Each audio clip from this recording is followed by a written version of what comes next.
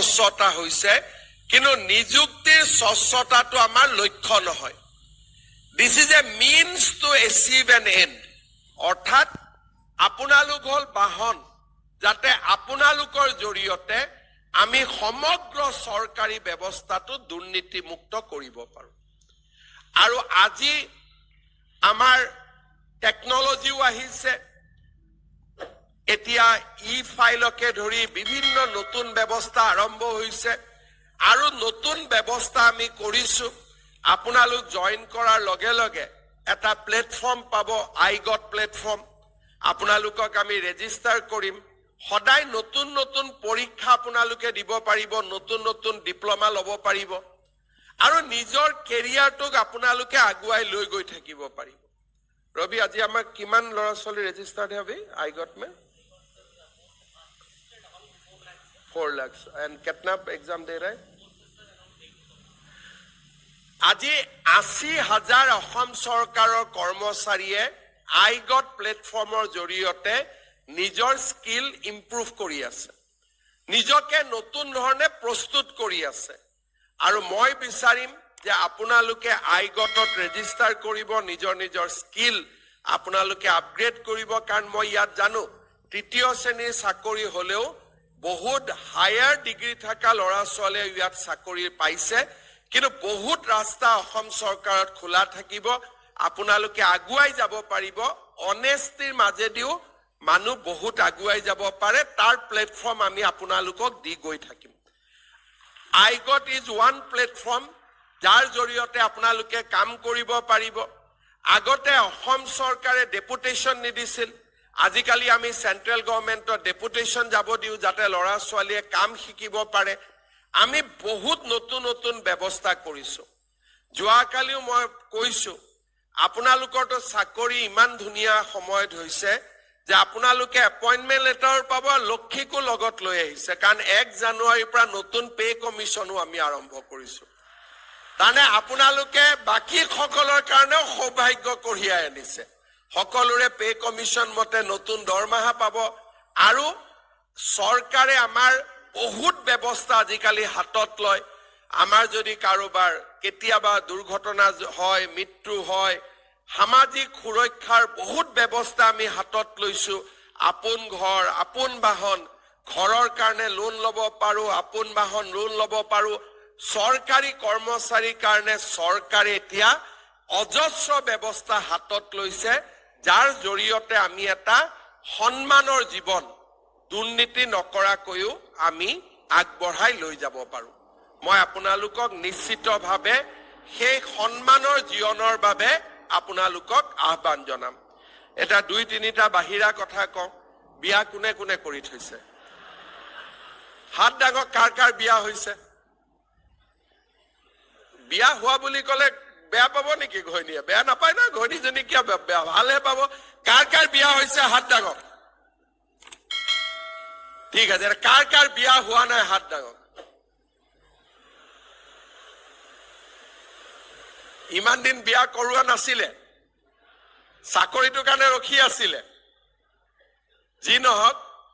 এতিয়া মোৰ এডভাইস হল যে উইদিন 1 year আমি বিয়া পাতিব লাগিব আৰু 2টা সন্তান জন্মও দিব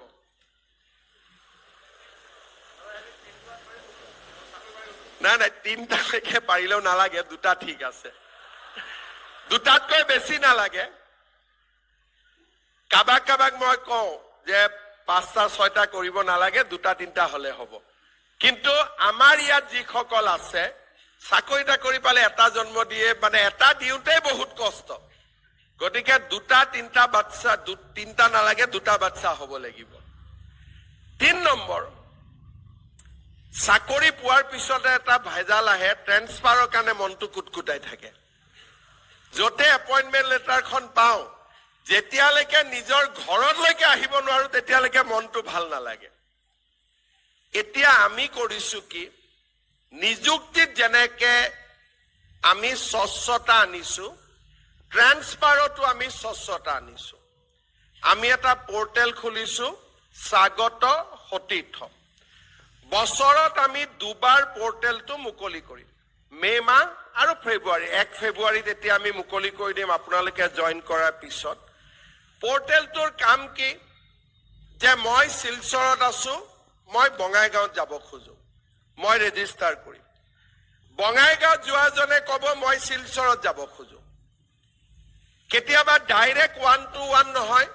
বঙাইগাঁওজন তেজপুৰত যাব খোজে তেজপুৰজন লখিমপুৰত যাব খোজে লখিমপুৰজন শিলচৰত আহিব খোজে 4টা-5টা ৰাউণ্ড মাৰিলেও চেইন এটা হয় আমি চৰকাৰত নিয়ম কৰিছো যে এতিয়া আৰু আমি ট্ৰান্সফাৰৰ ফাইল প্ৰসেস নকৰো এইটো আমি একেবাৰে বন্ধ কৰি দিব খুজিছো মে আৰু ফেব্ৰুৱাৰী মাহত আপোনালোকে নিজেই এপ্লাই কৰিব আৰু ম্যাথছ মেকিং কৰিব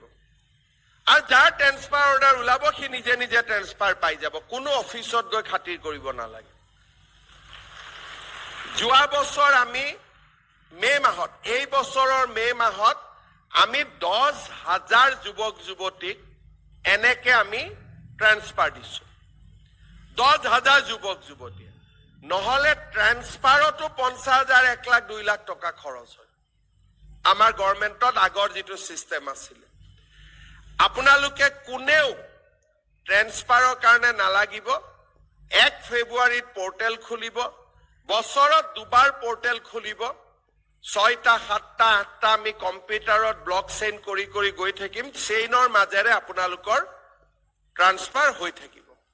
চৰকাৰে কাবাক বেয়া পাই ভাল পাই কেতিয়াবা ট্ৰান্সফাৰ কৰে that is a different thing হেতু হল এক্সেপশন কিন্তু নৰ্মস হ'ব যে জেনেকে আমি চাকৰি নিকাকৈ পাইছো